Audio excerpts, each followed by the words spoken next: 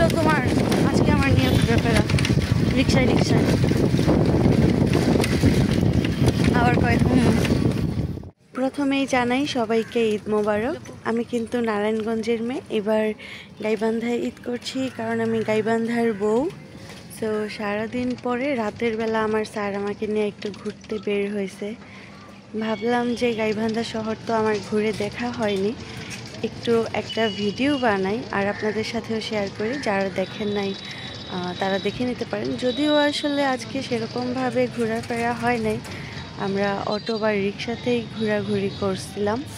এই মুহূর্তে আমরা আছি একদমই গাইবান্ধা শহরের মেন রাস্তায়। আমি আসলে জানি না কোথায় যাচ্ছি, কিন্তু একটা দিদি বলছিল যে এদিকে নাকি একটা নতুন ব্রিজ হয়েছে, বালুর ব্রিজ। ওইটা আপনাদের ভাইয়াও চিনে না। পরে আমি তাকে বললাম যে চলো ওই দিকেই যাই। তো পরে মনে হয় মেবি ওই দিকেই আমাকে নিয়ে আসলো।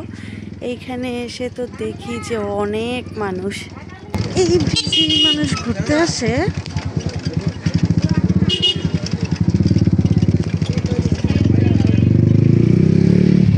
এখানে তো একটা ফুচকা চটপটির দোকানও নাই, আছে?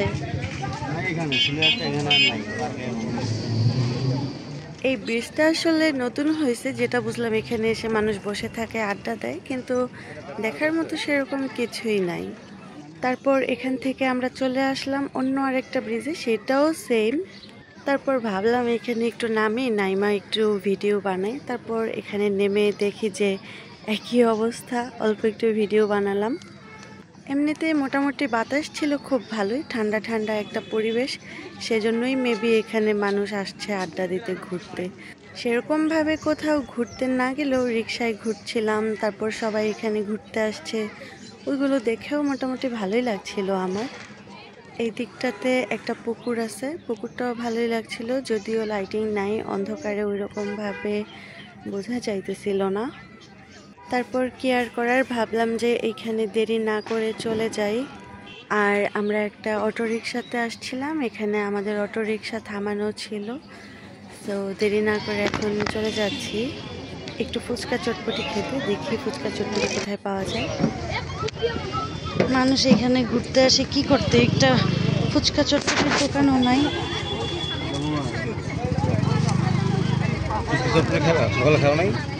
তারপরে যাই হোক, ঘুরতে ঘুরতে স্যার আমাকে নিয়ে আসছে গাইবান্ধা পৌর পার্কে ফুচকা চটপটি খাইতে।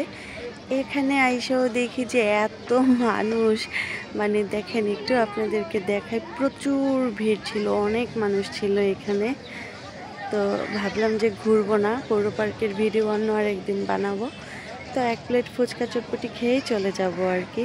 কিন্তু ফুচকা চটপটিরও যা অবস্থা দেখতেছি, একটু দেখায় আপনাদেরকে, মানে অত বেশি একটা টেস্ট ছিল না, মোটামুটি ছিল আর কি। উপরে মনে হয়েছে যে শুধু মরিচের গুঁড়াগুলো দিয়ে দিয়েছে। যদিও আমি ঝাল খাই, কিন্তু এরকম মরিচের ঝাল খাইতে আমার ভালো লাগে না। আমার আবার ফুচকা থেকে পানিপুরিটা খাইতে বেশি ভালো লাগে। পানিপুরি খুঁজছিলাম কিন্তু পাই নাই। তারপর যাই হোক, ভাবলাম যে ফুচকাই খাই। ফুচকা খাওয়া শেষ করে আমার বাড়ি যাওয়ার পালা। আমি তো শেয়ার করলাম কেমন কাটলো আমার ঈদের দিন। আপনারাও কিন্তু কমেন্টসে জানাতে পারেন কেমন লাগলো আপনাদের আজকের ভিডিওটি। আর যদি উত্তরবঙ্গ বা গাইবান্ধার কেউ এই ভিডিওটি দেখে থাকেন, তাহলে অবশ্যই কিন্তু কমেন্টস করে জানাতে পারেন যে আপনারা কে কোন জায়গা থেকে আমার ভিডিওটি দেখছেন।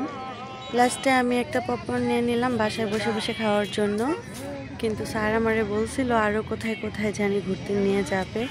পরে আর যাওয়া হয়নি, এই রাতের বেলা এত রিক্সায় আর কি ঘোরাঘুরি করব। যেহেতু সারাদিন নিয়ে বের হয় নাই, আমারও একটু বোরিং লাগতেছিল, বাট রিক্সায় ঘুরতে খুবই ভালো লাগে আমার। পায়ের রিক্সা হলে তো আরও বেশি ভালো লাগে। তাহলে এই ছিল তোমার আজকে আমার নিয়ে ঘোরাফেরা রিক্সায় রিক্সায় আবার কয় কিছু কই নাই, বুঝছো না, কইলাম না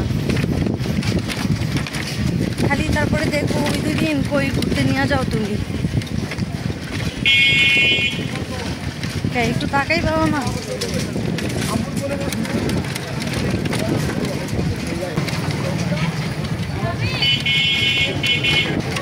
এখানে কি মেলা হয়? হ্যাঁ ওই যে চড়ক গাছে পোলা পাইন মনে হইতেছে মেলা হইতেছে তাইলে ও